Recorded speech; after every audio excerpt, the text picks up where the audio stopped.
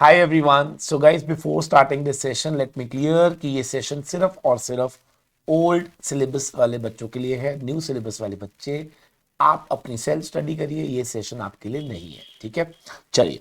तो गाइस, आप लोगों को ना पार्ट बी ऑफ सीएमए के अंदर आपको एक चैप्टर दिखा होगा, चैप्टर नंबर 22, जो कि मेथड्स ऑफ वैल्यूएशन की बात करता है ना।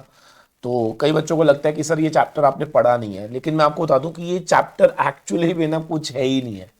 ये चैप्टर में क्या किया गया कि जितने भी चैप्टर आपने एफएम के अंदर, जैसे टाइम वैल्यू ऑफ मनी है ना, वैल्यूएशन ऑफ सिक्योरिटीज पढ़ा था ना एफएम में, वो चैप्टर उठाया और इसके अंदर डाल दिया।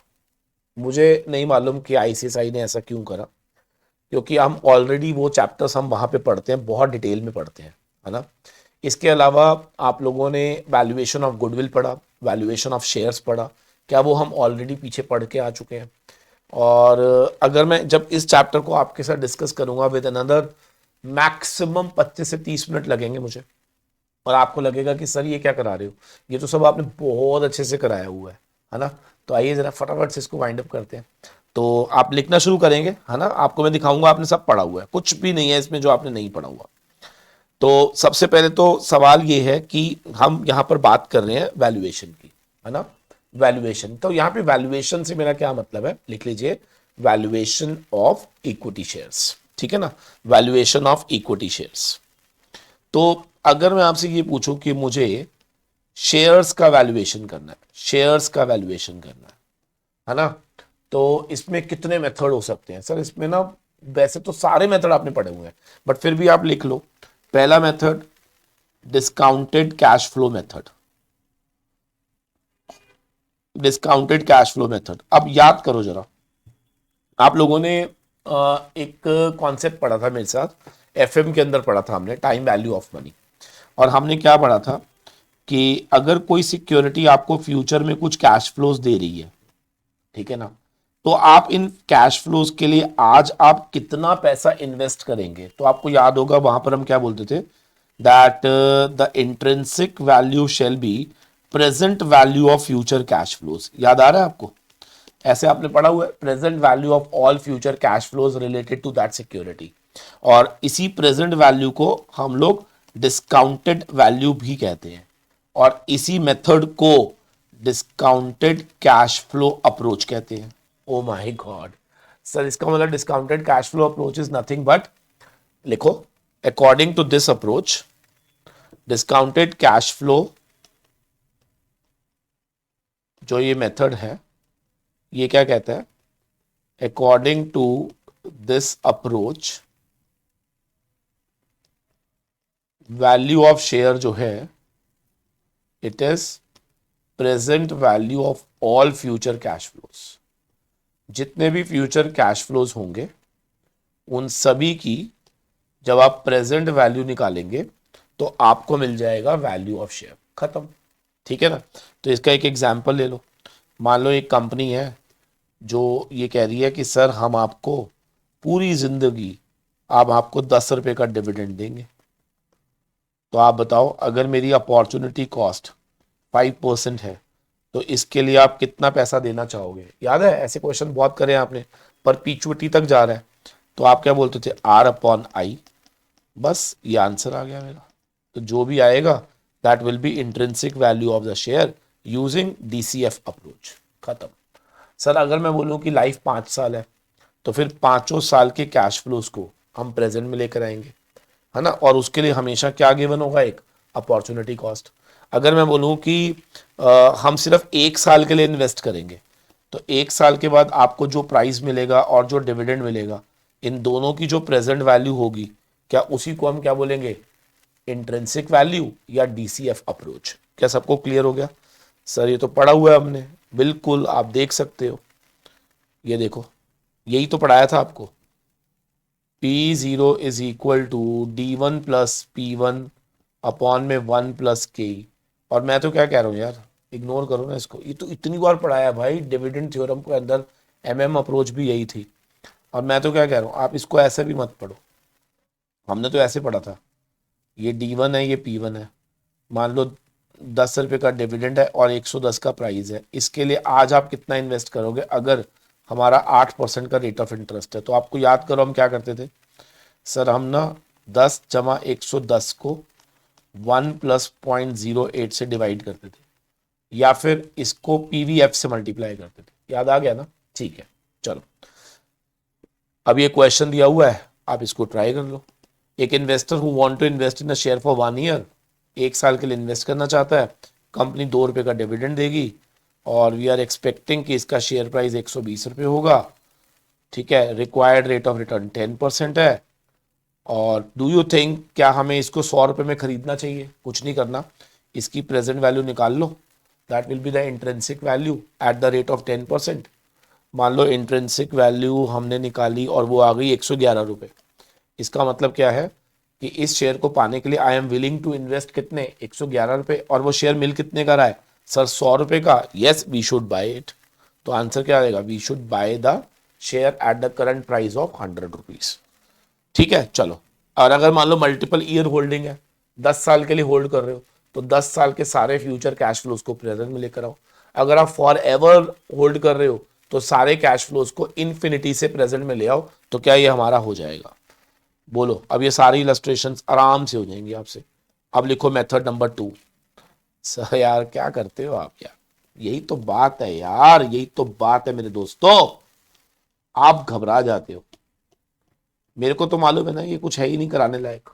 देखो अब एसेट अप्रोच क्या होता है सर? एसेट अप्रोच के अंदर याद करो, एसेट अप्रोच में आप लोगों ने वैल्यूएशन ऑफ शेयर का चैप्टर पढ़ा था मुझसे।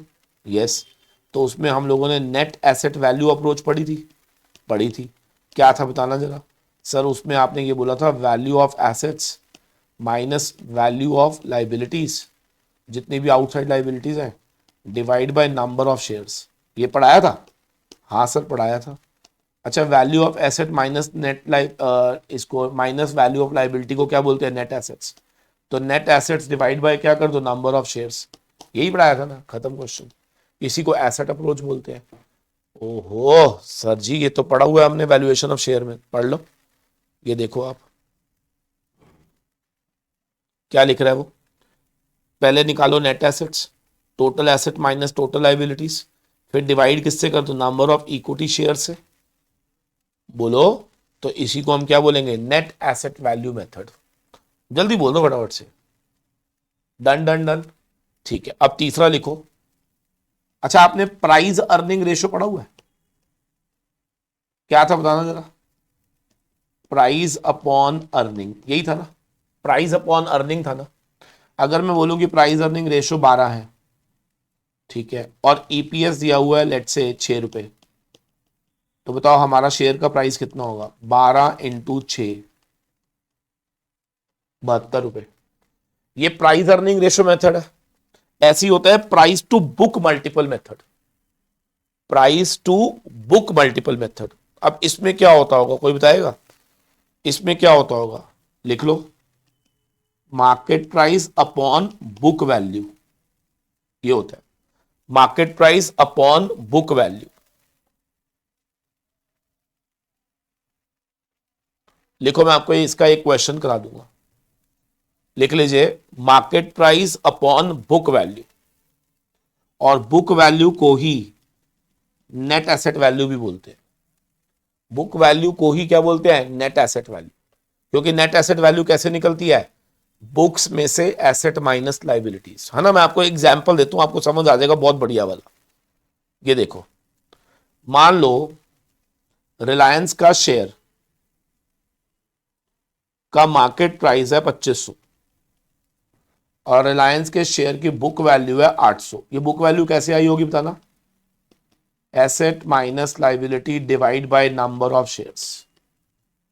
ठीक है ना? अब आप मुझे बताओ, क्या market price to book value multiple, यानी कि मार्केट प्राइस इस समय बुक वैल्यू के कंपैरेटिवली, इसको बोलते हैं price to book value, price to book value, क्या 3 पॉइंट समथिंग आएगा? इसका मतलब मार्केट में वो जो शेयर है वो ट्रेड हो रहा है 3 point something of its book value. एक बार ना दोबारा लिखना जरा सारे। देखो, प्राइस अर्निंग रेशो अगर 10 टाइम्स है, इसका मतलब क्या होता है, price of the share is trading at 10 times of its earning पर शेयर। ठीक है, और अगर लिखो price to book value ratio is 3 times, इसका मतलब the price at which the shares is being traded is thrice of what, book value पर share. खत्म।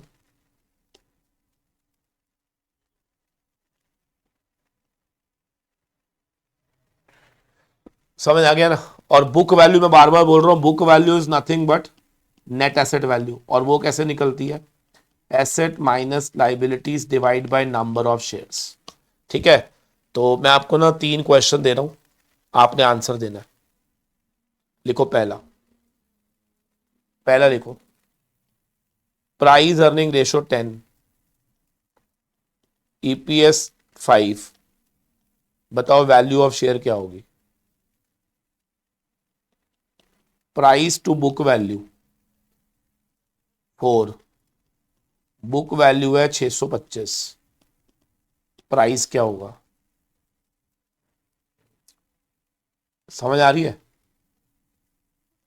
कंपनी के एसेट है 20 लाख, कंपनी की लाइबिलिटी है 5 लाख, कंपनी के नंबर ऑफ शेयर आउटस्टैंडिंग है 1 लाख, और कंपनी का मार्केट प्राइस है 100 रुपए। समझ गए। आपको निकालना है price to book value ratio. एकदम लल्लू लल्लू क्वेश्चन है सारे। बच्चा कहता है सर बड़ा आसान है, प्राइस अर्निंग रेशो 10 है तो मार्केट प्राइस अपॉन ईपीएस 10 हो गया, ईपीएस 5 है तो प्राइस हो गया 50 रुपए। Beautiful, done.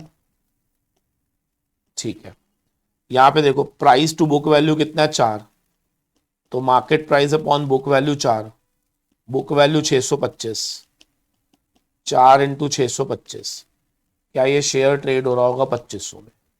Very good. यहां पर क्या है, asset minus liability divide by number of share, क्या पहले बुक वैल्यू निकल जाएगी। मैं बार बार बोल रहा हूं एनएवी को ही बुक वैल्यू बोलते हैं। तो 20 माइनस 5 अपॉन 1 लाख, 15 रुपये आ गया। तो प्राइस टू बुक वैल्यू कितना होगा, 100 डिवाइड बाय 15, 6 पॉइंट समथिंग। लो जी, कह दो यार समझ आया या नहीं। ठीक है जी, चलो फिर आ जाता है अर्निंग बेस्ड मॉडल। अब अर्निंग बेस्ड मॉडल क्या होता है, कैपिटलाइजेशन ऑफ अर्निंग। कैपिटलाइजेशन अगर आपको याद हो तो आपने गुडविल कॉन्सेप्ट पढ़ा होगा, है ना, वहां पे कैपिटलाइजेशन मेथड होता था। तो कैपिटलाइजेशन ऑफ अर्निंग मॉडल क्या होता है कि जैसे मान लो, छोटा सा एक एग्जांपल देता हूँ, ये ना, ये आप लोगों ने कहाँ पढ़ा हुआ है, मैं आपको थोड़ा सा एक आइडिया दे देता हूँ। जैसे ना अगर आपको याद हो तो आपने ना डिविडेंड ग्रोथ मॉडल पढ़ा था, अगर आपको याद हो तो उसमें ना एक फॉर्मूला होता था लाइक दिस। ये भी कैपिटलाइजेशन मॉडल है, dividend growth model. Dividend growth model से आपको याद है वैल्यूएशन ऑफ, अच्छा आपको ये याद है K is equal to D1 upon price plus growth, ये आपने पढ़ा था कॉस्ट ऑफ कैपिटल के चैप्टर में एफएम के अंदर। बस यहीं से प्राइस अगर निकालना हो तो कैसे निकालोगे, ऐसे निकालोगे ना। हाँ, तो इसी को बोलते हैं कैपिटलाइजेशन ऑफ अर्निंग मॉडल। अब यहां पर अर्निंग से हम यहां पे डिविडेंड भी बोल सकते हैं, और अगर हम चाहें तो अर्निंग भी लिख सकते हैं। वैसे डिविडेंड मोस्ट अप्रोप्रिएट होता है, याद रखना। ये देखो कैपिटलाइजेशन रेट क्या है, discount rate minus growth rate. देखो डिस्काउंट रेट के ही हो गया, जी हो गया ग्रोथ रेट। समझ आ गया। तो एक छोटा सा, अच्छा याद है D1 क्या होता था, एक्सपेक्टेड डिविडेंड होता था। सर ये सारा कुछ आपने एफएम में पढ़ा हुआ है, एफएम का चैप्टर उठा के यहां ले आए, ये पहले बता रहा हूं बार बार मैं आपको। लास्ट ईयर डिविडेंड में एक ग्रोथ जोड़ दो तो क्या आएगा D1। तो उसके बाद ऐसे कर लेना। तो एक क्वेश्चन लिख लो, लास्ट ईयर डिविडेंड था 10 रुपए, ग्रोथ रेट है 5%, अपॉर्चुनिटी कॉस्ट है 15%, आपको निकालना है प्राइस ऑफ द शेयर। बताओ कैसे निकालोगे। बच्चा कहता सर बहुत आसान है, मैंने कहा बता दे फिर क्या है। बच्चा कहता सर, बच्चा कहता sir sir sir sir sir last year dividend 10 रुपए, तो D1 कितना होगा, 10 में एक ग्रोथ जोड़ दो सर जी। सर जी ये होएगा 10.5 रुपए। सर जी प्राइस का फॉर्मूला होता है D1/KE - G। सर जी 10.5 रुपए डिवाइड बाय KE कितना है सर, 0.15 माइनस ग्रोथ कितना है 0.5। सर जी 105 रुपए। ब्यूटीफुल। ठीक है, प्राइस अर्निंग रेशो मैंने अभी ऊपर करा ही दिया था, तो वो तो हो ही गया हमारा ऑलरेडी। कोई प्रॉब्लम नहीं है, कोई प्रॉब्लम नहीं है भाई साहब, कोई प्रॉब्लम नहीं है। CAPM भाई साहब, कैपिटल एसेट प्राइसिंग मॉडल नहीं पढ़ाया मैंने, तुम्हारे खून में है भाई, ये इतनी बार करा दिया। बताओ CAPM मॉडल में क्या पढ़ा था आपने। KE is equal to risk free rate beta RM minus RF, याद आ रहा है। किसी भी शेयर की अपॉर्चुनिटी कॉस्ट क्या RF plus beta RM minus RF होती है, वेर बीटा क्या होता था, सिस्टमैटिक रिस्क, याद आ रहा है। बोलो मेरे प्यारे दोस्तों। तो ये कहता है कि भैया सबसे पहले CAPM क्या सिखा रहा है, the relationship between risk and return. It is also called a security market line, called as capital asset pricing model. यार बताओ क्या पढ़ाऊं मैं इसके अंदर, सारा कुछ आपने पढ़ा हुआ है। ये जबरदस्ती का एक चैप्टर बनाया गया, मुझे नहीं मालूम क्यों बनाया गया, आपसे मजे लिए गए हैं बस, और कुछ नहीं है। ठीक है जी, सिस्टमैटिक रिस्क क्या होता है, अनसिस्टमैटिक रिस्क क्या होता है, CAPM क्या होता है, ये फॉर्मूला क्या होता है, सब पढ़ा हुआ है आपने, कोई प्रॉब्लम नहीं आएगी आपको। बोलो मेरे दोस्तों। बच्चा कहता है सर इसका मतलब क्या FM से रिलेटेड क्वेश्चन अकाउंट में पूछे जाएंगे, आपके सामने ही है बेटा। ये चैप्टर इन्होंने यहां पर देकर ये बता दिया है कि यस, हम FM से रिलेटेड ये वाले क्वेश्चन क्या अकाउंट्स में वैल्यूएशन के नाम से आपसे पूछ सकते हैं, आंसर इज यस।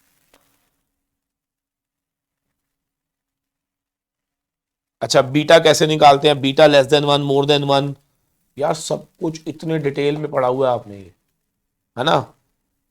ठीक है, और बीटा का फॉर्मूला क्या होता है, याद है आपको, standard deviation of security over standard deviation of market into correlation between security and market. फिर इसी का एक फॉर्मूला मैंने आपको और सिखाया हुआ है, याद करो क्या, covariance of security and market upon में standard deviation of security and standard deviation of market, ये कट जाएगा। फिर covariance of security and market upon में स्टैंडर्ड डेविएशन ऑफ मार्केट का स्क्वायर, इसको हम वेरिएंस बोलते थे। तो देखो यही वाला फॉर्मूला इन्होंने दिया हुआ है, कराया कि नहीं, कराया हुआ है सर, कराया हुआ है, बिल्कुल कराया हुआ है, एक एक चीज कराई हुई है।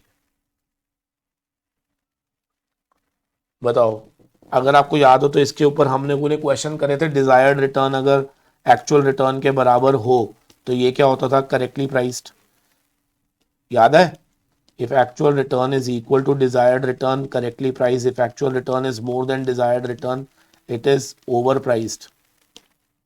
ओए ओवर होगा, लल्लू वहीं के, अच्छी सिक्योरिटी है ना ये, under priced. If actual return is less than desired return, it is over priced. तो ये भी आपने पढ़ा हुआ है, ठीक है ना। तो ये मैं आपको रिवाइज करा रहा हूँ जस्ट टू शो यू, जितने बच्चे घबरा रहे थे कि सर ये चैप्टर क्या है, कहाँ से उठ के आ गया, तो भाई मैं सिर्फ आपको बताना चाहता हूँ कि ये FM का एक चैप्टर उठा के गलती से इन्होंने डाल दिया वैल्यूएशन के नाम से। ठीक है जी, इधर देखना, रिस्क फ्री रेट कितना है, 6%। मार्केट इंडेक्स का रेट है, यानी कि मार्केट रिटर्न है 18, ठीक है ना। एक्चुअल रिटर्न हमारी है 20, और what will be the beta of the security, अगर ये करेक्टली प्राइस्ड है तो बीटा निकालना है आपको। भाई देखो, अगर करेक्टली प्राइस है तो DR is equal to AR already दिया हुआ है 20, है ना। तो आप यहाँ पे क्या लिखता, RF plus beta RM minus RF, 6 जमा 6 जमा beta 18 minus 6, beta into 12 is equal to 14, तो बीटा इज इक्वल टू 14/12।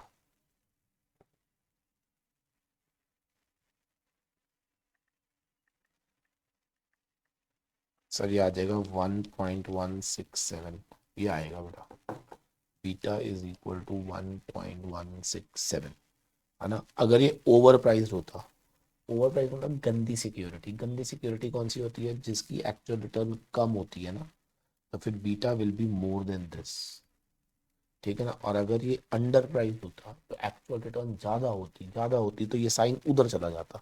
अब आप आंसर देख लो इसके, 1.167, ज़्यादा कम, समझ आ गया, बोल दो यार। ठीक, ठीक है सर, ये सब पढ़ाया हुआ है मैंने, है ना, APT थ्योरम पढ़ाई हुई है मैंने। याद करो, आर्बिट्रेज प्राइसिंग थ्योरी पढ़ाई हुई है, जिसके अंदर अगर आपने पोर्टफोलियो पढ़ा हुआ है ओल्ड सिलेबस वालों ने तो सबको याद होगा, उसमें अंदर हमने एपीटी थ्योरी पढ़ी थी, जिसने ये कहा था कि सीएपीएम मॉडल ये मान के चलता है कि there is only one systematic factor, और आर्बिट्रेज प्राइसिंग थ्योरी कहती थी कि there can be more than one systematic factor. तो इसीलिए उसके जब फॉर्मूला बनाया गया था तो उसके अंदर एक से ज्यादा बीटास थे, याद है, और ये हर बीटास इनटू में उसका जो भी सिस्टमैटिक फैक्टर होगा वो कंटिन्यू करना था। लेकिन मैंने कहा था एपीटी जो थोड़ा है ना, थोड़ा सा थियोरेटिकल था। क्यों थियोरेटिकल था? क्योंकि एपीटी के अंदर हम लोग जो इतने सारे मल्टीपल फैक्टर्स ले रहे हैं जिनका सिस्टमैटिक रिस्क हो सकता है, उनका बीटा निकालना डिफिकल्ट था, इसीलिए ये थोड़ी सी थियोरेटिकल अप्रोच थी। CAPM was more practical approach. सब पढ़ाया हुआ है, यस और नो? अच्छा, ऐसे ही अब ये इसके लिए ना आप बेशक से एक बारी एफएम के अंदर आप बेशक से क्या करना, एफएम के अंदर पोर्टफोलियो के चैप्टर में आपको नोट्स लिखवाए हुए हैं मैंने, वो एक बारी गो थ्रू कर लेना, आपका ये चैप्टर हो जाएगा, ठीक है ना। अब बताओ, ईवीए आपको पढ़ाया हुआ है, इकोनॉमिक वैल्यू एडिशन, बताओ क्या होता था? सर ये होता था NOPAT minus KO into capital employed, याद करो। और नोपैट कैसे निकलता था, याद है? EBIT into one minus tax rate. एक काम करते हैं ना, एक काम करते हैं, let me give you few questions, आप ट्राई करो, लिखो जरा, देखो, लिखो, मैं आपको बड़ा समराइज कर रहा हूं पूरा चैप्टर, खत्म हो गया ये chapter, summary of the chapter. P0 present value of future cash flows, अगर आप इसको कर रहे हैं तो ये डीसीएफ अप्रोच है। P0 price earning ratio into EPS, price earning ratio approach. P0 price to book value into book value,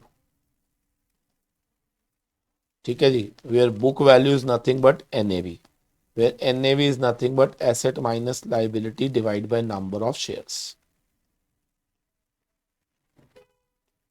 अगर आप लोगों को ये चैप्टर पूरा समझ आ जाना, प्लीज कमेंट बॉक्स में बता जरूर देना कि वाकई में आप ऐसी जबरदस्ती डर रहे थे, यस और नो। लिख देना कि सर ये चैप्टर लल्लू है। जितने बच्चे ये लिख देंगे ना ये चैप्टर लल्लू है, तो मैं मान जाऊंगा कि वाकई में ही आपको ये चैप्टर पूरा समझ में आ गया है। ईवीए का फॉर्मूला क्या होता है? Economic value addition, NOPAT minus KO into capital employed. NOPAT कैसे निकलता था? EBIT into one minus tax rate. सब पढ़ाया हुआ है मैंने, लेकिन वही वाली बात है, ये पढ़ाया एफएम में हुआ है, पूछ अकाउंट्स में नहीं है। मान लो ईबीआईटी दिया हुआ है एक कंपनी का 50 लाख, टैक्स रेट है 30%, केओ है 15%, कैपिटल एम्प्लॉयड है 1 करोड़, 100 lakhs। आपको बताना है ईवीए कितना होगा, तो आप क्या करेंगे, नो पैट निकालेंगे पहले, फिर इसको मल्टीप्लाई कर देना, आंसर आ गया, खत्म, ईवी आ गया ना। ऐसे ना इसमें दो टॉपिक और दिए हुए हैं, हालांकि वो भी मैंने कराए हुए हैं, लिख लो, एमवीए मार्केट वैल्यू एडिशन, और एक एसवीए शेयर होल्डर्स वैल्यू एडिशन। अगर आप लोगों ने सीएफआर की क्लास, मैंने 2 क्लासेस सीएफआर की दी थी आपको, कॉर्पोरेट फाइनेंशियल रिपोर्टिंग, सर उसके अंदर ना आपको याद होगा एसवीए, एमवीए, ईवीए, ये सब मैंने आपको सिखाए थे। तो एमवीए क्या होता है, लिख लो, जितना market value of the shares is more than book value of the shares. जैसे मैंने अभी कहा था ना, रिलायंस का शेयर की मार्केट वैल्यू 2500 है और बुक वैल्यू 800 है, तो मार्केट वैल्यू एडिशन कितना है, 1700।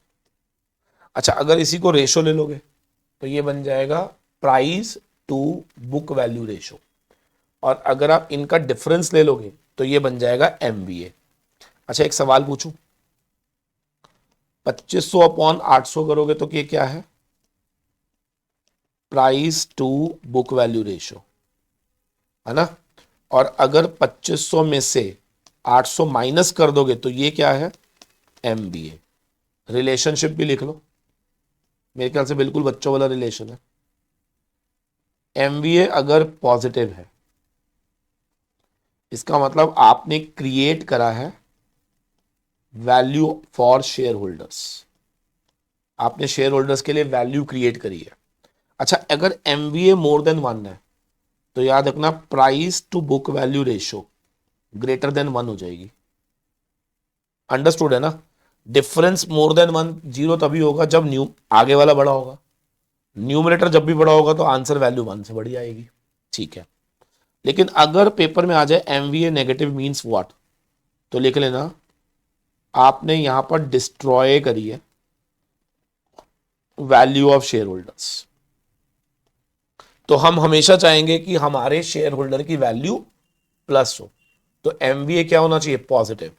लेकिन अगर MVA नेगेटिव है तो समझ आना कि आपने शेयर होल्डर की वैल्यू को क्या कर दिया? डिस्ट्रॉय कर दिया। ठीक है ना। ऐसे ही शेयर होल्डर्स वैल्यू एडिशंस क्या होते हैं? शेयर होल्डर वैल्यू एडिशन क्या होता है, लिख लीजिए। जब economic cash flows are more than cost of capital,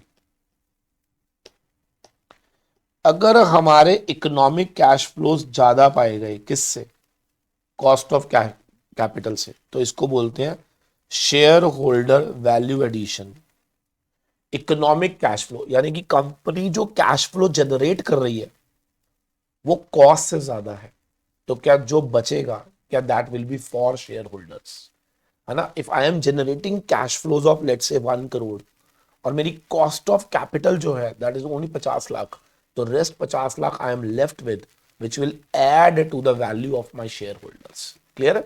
yes. तो ये सब चीजें इस चैप्टर में दी हुई हैं, बाकी कुछ है ही नहीं, खत्म हो गया। ये देखो EVA मैंने बता दिया आपको, market value addition companies total market value minus capital invested. अब ये सब क्या लिखा हुआ है? जो मैंने बोला, जो मैंने बोला वही लिखा हुआ है, दिखाऊं आपको? देखो जो मैंने बोला वही लिखा हुआ है। क्या कहता है? अगर MVA पॉजिटिव है that means that market to book value ratio, क्या लिखता है यार ये, लेस देन थोड़ी ना होगा, मोर देन 1। ठीक है ना। और आपने क्या वैल्यू क्रिएट करी है? यस। और अगर ये नेगेटिव होता तो आपने वैल्यू क्रिएट करी है या डिस्ट्रॉय करी है? डिस्ट्रॉय करी है। ठीक है ना, बस एक बार रीड करना है आपने। फिर उसके बाद SVA भी मैंने बता दिया, बस खत्म चैप्टर। अब ये लास्ट चैप्टर के अंदर इन्होंने दिया हुआ है price earning ratio, price to cash. अच्छा एक होता है प्राइस अर्निंग रेशियो, एक होता है price to cash earning ratio, फर्क क्या है? कुछ भी नहीं है। प्राइस अर्निंग का मतलब होता है प्राइस अपॉन अर्निंग, और प्राइस टू कैश अर्निंग का मतलब होता है नीचे कैश अर्निंग आएगी। अब कैश अर्निंग का मतलब डेप ऐड कर देना बस। तो जैसे ही मैं डिनोमिनेटर में डेप्रिसिएशन अमोर्टाइजेशन ऐड कर दूंगा तो ये बन जाएगी cash earnings. Price to book value ratio पहले से ही पता है आपको, बोलो। डिविडेंड यील्ड आपको मालूम ही होगा, DPS अपॉन MPS, ये तो रेशियोज के चैप्टर में हमने सब पढ़ा हुआ है ना। चलो जी, तो मेरे ख्याल से अभी समझ आ गया सबको ये चैप्टर पूरा, यस और नो? अच्छा अब ये देखो जबरदस्ती मेरे को तो समझ नहीं आ रही क्यों करा है इन्होंने ये। फेयर मार्केट वैल्यू क्या होता है सर? आपको याद होगा हमने वैल्यूएशन ऑफ शेयर के चैप्टर में पढ़ाया था मैंने आपको, इंट्रिंसिक वैल्यू निकालो, NAV निकालो, दोनों का एवरेज ले लो। याद है ना? Valuation of share, valuation of goodwill पढ़ाया ना इसी में ही, अकाउंट्स के अंदर। तो वहां पे वैल्यूएशन ऑफ शेयर जब आप कर रहे थे तो वहां पे एक इंट्रिंसिक मेथड आया होगा, एक आपके पास NAV मेथड आया होगा, याद कर लो यार। एक था अर्निंग बेस्ड, एक था बैलेंस शीट बेस्ड, दोनों का एवरेज करोगे तो कहलाएगा फेयर वैल्यू। ये देखो, earning base NAV based divide by 2, ये आ जाएगा फेयर मार्केट वैल्यू। और ये क्वेश्चन यहां से मत करना, ये आपने करना है कहां से, वैल्यूएशन ऑफ शेयर में। खत्म चैप्टर, डन। जल्दी बोलो फटाफट से, बोल दो यार। ये सारा कुछ आपने पहले पढ़ा हुआ था मेरे दोस्तों, ठीक है। अच्छा, इसमें ना मैं आपको बताता हूं क्या रीड, आपने क्या चीजें पढ़ लेनी है, ठीक है। वैसे तो आना नहीं चाहिए, ये एजम्पशंस उसमें आती हैं एफएम में। एक अजम्पशन ऑफ सीएपीएम आपने लर्न करना है, ठीक है, ये लर्न करना है आपने। बीटा आपको अच्छे से आता है मुझे मालूम है, कोई प्रॉब्लम नहीं है, बीटा के बारे में भी आपको मालूम है, ठीक है। एक लिमिटेशन लर्न कर लेना, ठीक है ना, ये दो चीजें आपने लर्न करनी है। और इसके नोट्स आपको चाहिए नहीं है, क्योंकि ये आपके स्टडी मैट के अंदर 22वां चैप्टर है, देख लेना आप। सिर्फ ओल्ड सिलेबस वाले बच्चे करेंगे, न्यू वाले नहीं करेंगे, ठीक है। ओके बॉस, चलो ठीक है, थैंक यू वेरी मच।